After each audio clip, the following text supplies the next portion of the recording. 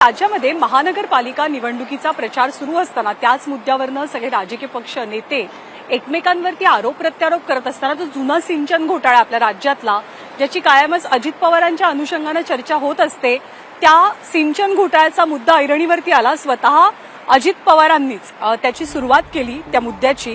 दादांनी सातत्यानं आरोपांच्या केंद्रस्थानी असलेल्या राष्ट्रवादी काँग्रेसला किंवा अजित पवारांनी आता थेट भाजपलाच घेरलेलं आहे।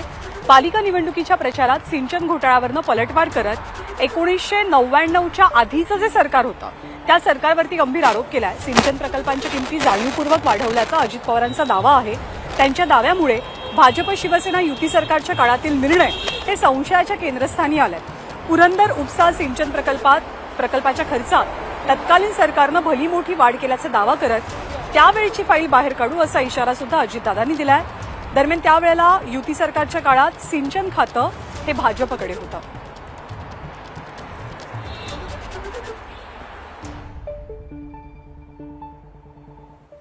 पुरंदर उपसा सिंचन योजना ही 330 कोटी रुपयाची झालेली होती।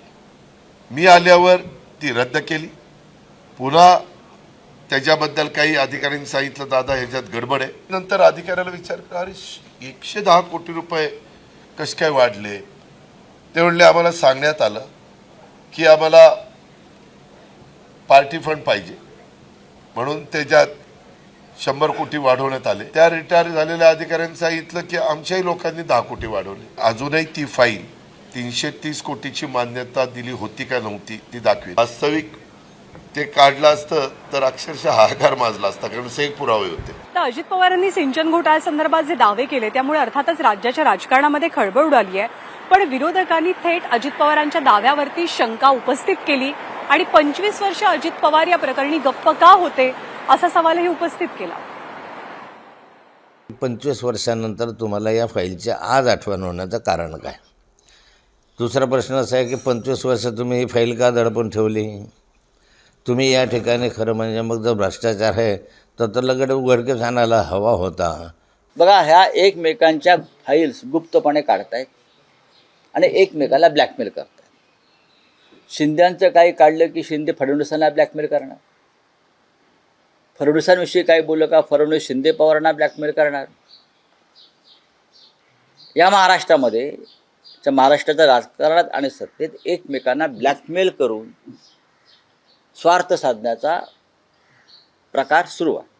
मग हे सर्व सत्य उघड कोण करणार?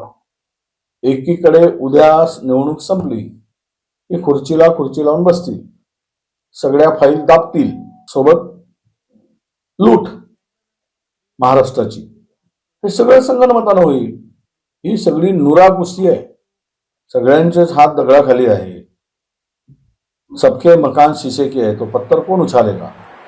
आणि अजित पवारांनी केलेल्या या दाव्यानंतर आरोपानंतर केवळ विरोधकांनीच अजित पवारांवरती टीका केली असं नाही, तर अजित पवारांसोबत सध्या सत्तेत असलेल्या भाजप आणि शिवसेना नेत्यांनी सुद्धा त्यांच्यावरती निशाणा साधलाय। अजितदादाला म्हणावं असल्या टीका बंद करा। ह्या माझ्या पाचेगावात म्हणलं अगोदर ज्यावेळी सरकार होतं महायुती मनोहर जोशी आणि आपल्या मुंडे साहेबाचं, त्यावेळी 3.5 कोटीचा बोगदा होता। अजितदादाने त्याचं बिल काढले 18.5 कोटी रुपये। असलं काढायला गेल्यावर सगळंच होत असलं काही निधी बिधी होत नसतो आणि हे दादांत खोट आहे। मुळात अजितदादा हात अजून स्वच्छ नाहीत। 99च्या वेळेस ज्यावेळी अजितदादाकडे फाईल आली तेव्हाच एखादा आरोप केला असता तर मला वाटतं की त्याला तथ्य असतं। हे आरोप फक्त निवडणुकीपुरते मर्यादित आहे। आपल्यावर झालेले आरोप हे न्यूट्रल करायचं असेल तर राज्यशास्त्रामध्ये आणि राजकारणामध्ये हे एक आयुध असतं। समोरच्यांनी तुमच्यावर आरोप केला ना, मग त्याचं उत्तर देत बसू नका, तुम्ही सुद्धा एक नवीन आरोप करा। आणि अजित पवारांच्या आरोपानंतर जलसंपदा विभागाचे तत्कालीन मुख्य अभियंता विजय पांढरे यांनी सुद्धा अजित पवारांच्या सगळ्या आरोपांना दुजोरा दिलाय। दादांनी जे आरोप केलेत ते सगळे आरोप 100% खरे असल्याचं सांगत विजय पांढरेंनी राज्यातील सिंचन प्रकल्पातील भ्रष्टाचाराचा पर्दाफाश केला। युती सरकारच्या काळात भ्रष्टाचाराचा पाया घातला गेला, त्यावर अजित पवारांनी कळस चढवला असा आरोप त्यांचा आहे। इतकंच नाही तर कृष्णा खोरे प्रकल्पाअंतर्गत राबवण्यात आलेल्या अनेक उपसा सिंचन योजनांमध्ये मोठ्या प्रमाणात घोटाळे झाल्याचं सुद्धा विजय पांढरे म्हणाले.